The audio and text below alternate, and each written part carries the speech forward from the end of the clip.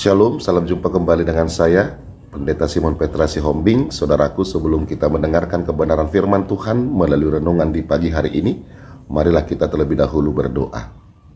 Damai sejahtera Bapa yang melampaui segala akal, itulah yang memelihara hati dan pikiranmu di dalam Kristus Yesus Tuhan kita. Amin. Saudaraku terkasih, firman Tuhan renungan di pagi hari ini tertulis dari Yohanes 1 ayat 3-4. Demikianlah firman-Nya.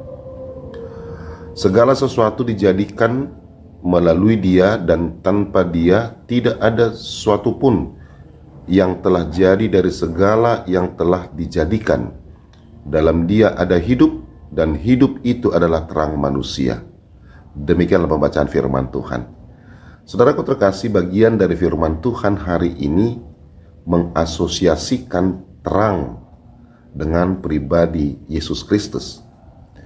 Di sini saudaraku, Yohanes memulai dengan suatu pernyataan bahwa Tuhanlah yang menjadikan dunia ini dan segala isinya.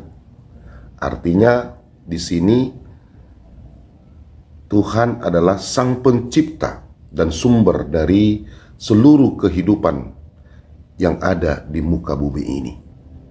Saudaraku, Yohanes juga melanjutkan bahwa kehidupan itulah yang menjadi terang sejati bagi manusia dan tidak dapat dipadamkan oleh kegelapan hebat sekalipun.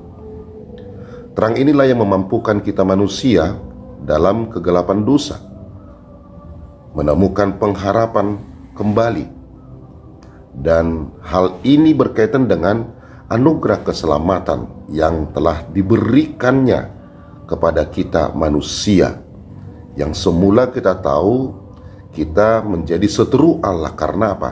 Karena dosa-dosa kita.